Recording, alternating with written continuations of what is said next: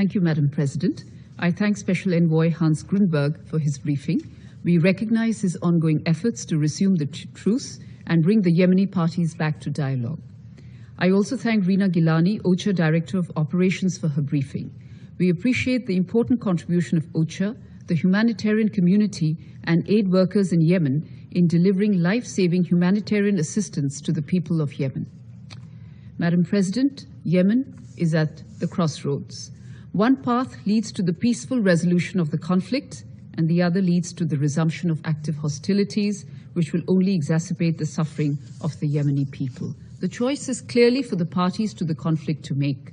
We urge them to embrace the path towards peace by shedding the military approach and by extending and expanding the truce into a comprehensive nationwide ceasefire.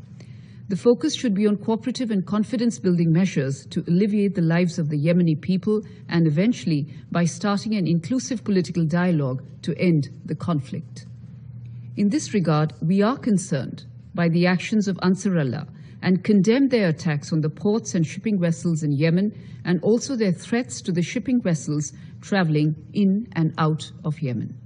The use of sophisticated missiles and drones in these attacks raises questions over the implementation of the targeted arms embargo established by this Council.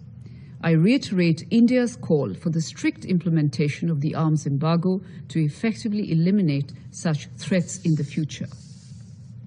These attacks, which have particularly targeted the oil sector, will have severe consequences for the already fragile economy of Yemen.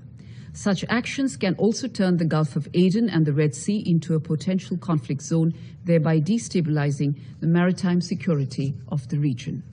On the humanitarian side, 2 wheat shipments of almost 85,000 metric tons have departed for Yemen under the Black Sea Grain Initiative within the last 30 days. We welcome this development and hope that this important initiative would continue to benefit Yemen. India has also taken steps to address food security in Yemen by prioritizing wheat exports to the country.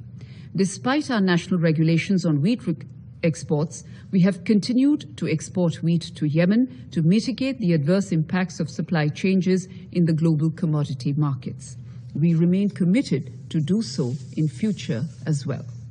Madam President, let me conclude by calling upon all parties to engage constructively with the Special Envoy in his efforts to renew the truce and seek a political solution to the conflict. This Council should send a strong and clear signal to anyone who stands in the way of these efforts. Thank you.